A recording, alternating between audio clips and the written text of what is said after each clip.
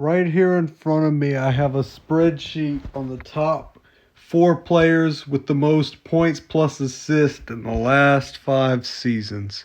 We got James Harden, the Beard, Nikola Jokic, the Joker, and Luka Doncic, Luka Magic. And then there's one more who leads all four of them. And you might have a few guesses. Is it Giannis? Is it LeBron? Who could it be? Is it this guy?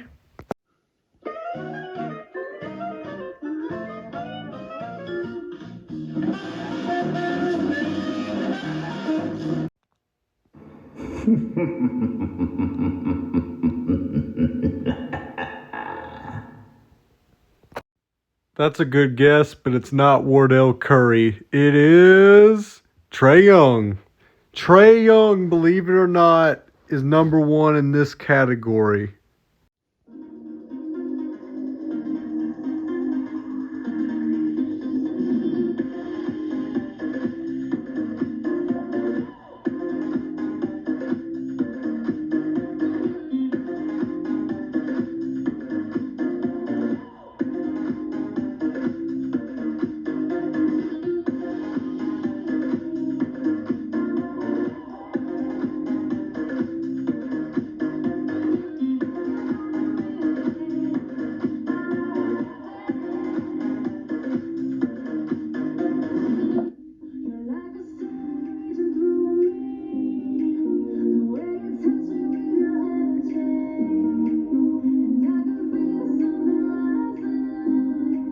Hello, everybody. It is J Walls 2000 till infinity here, and today I'm going to be going over the fact this is all opinion based, but the fact that I think Trae Young is not overrated, and that seems to be what the narrative has been around fan bases around the league. If you're a casual fan, a knowledgeable fan, in between, it doesn't matter, an expert.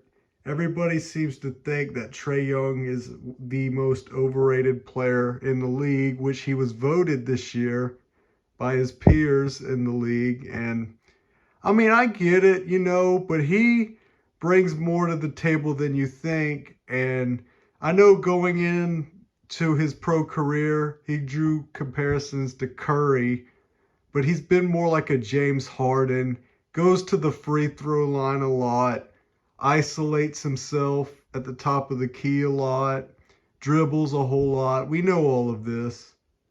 But here's why I think he's underrated. And I'm going to tell you why. Right off the bat, first thing I notice, he's got Zion Williamson one-on-one. Zion's known to be pretty slow on defense, and that shows here as Trae Young goes to size him up. He either has the option to go to the left or the right. On the right, you got Brandon Ingram and CJ McCollum playing defense. Ingram actually goes towards the paint as Young drives in past Zion. You'll see here in a minute. And then once Young gets into the perimeter, he draws in the defenders and has an easy pass over to their big man. Let's see what number 11's got up his sleeve here. 5 seconds forward, gets around Zion into the paint. Lob to Capella. Timeout, New Orleans. I guess you could say Ice Tray gobbled up that fish like a pelican would.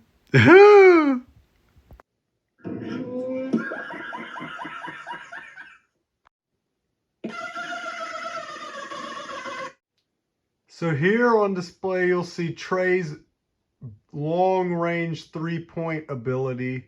His three-point ability is what separates him from a lot of other point guards, actually, in my opinion. Here, you'll see the Magic player right on Trae. Trae's teammate will come up, set a screen as a decoy, thus pulling back and pulling the Magic player with him. This Magic player will step up to where Trae's at, but by then it'll be too late and Trae will have already launched the three. Great play design by the Hawks coach there, but excellent ability to make it happen by Trae Young. Trae. Near midcourt. Real MCs know Trae don't play with ice. He's like Spice. With the rock, he throws it in the hoop. Goes in through a loop. Oh yeah, drop the mic. Psych. Good morning, Glenn. Can you tell us something your mom doesn't know? Yeah. I have one more stat that shows why Trae Young is underrated, but that also brings us to today's sponsor, which is NBA Court Optics, which gives us this stat. Tracks and analyzes action on the court in any way, any shot, every pass, every rebound, every play, breaks down any play. This just shows how modern technology has advanced over the last decade. So thank you, NBA Court Optics, for this. The stat I will be talking about is who led the league in deep threes and what is the criteria for this measurement. It is 30 plus feet from the basket anywhere on the court, top of the key or wing. So without further ado, here are the numbers. Trae Young did in fact lead the league in deep threes from 30 feet plus made with 39. Dame Lillard was second. LaMelo was third. Jordan Poole and Steph Curry fourth and fifth. Second in field goal percentage from that distance behind Dame at 34.8%. Overall, pretty stellar. Sometimes in the case of the Hawks, you just need to let it tank in order to get a star player like Trae. I retire, what would I do? Maybe I'll star in Frozen 2. Do what I want, no rules from me. I'm Kobe, let it tank, let it tank. Get a pickle, believe top 5. Let it tank, let it tank. Without Phil, why even try? Here I stand. Trae's numbers on offense since he's been in the league have been wildly consistent, and that's really all you can ask for. That does not scream overrated to me. I don't know what does. His assist numbers have been pretty solid as well. This is the playoffs. His numbers in the playoffs actually go up in some years, but 21, 22 were down a little bit. Understandably, they were a play-in team, excuse me. They barely made the playoffs. But yeah, I know my information is spot on. I know. Well, let's be nice. Let's be nice. We don't have to go there. I mean, you're not wrong, but you didn't have to say it. I mean, good Lord. Last thing I'm going to bring up is PER. You might be asking, what is PER? It's player efficiency rating. The amount of production a player gives while on the floor per minute is what it means.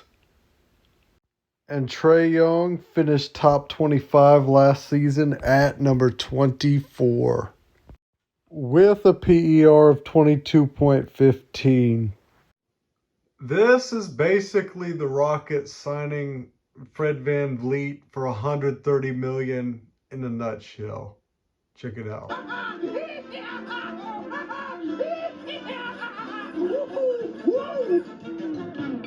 a minute.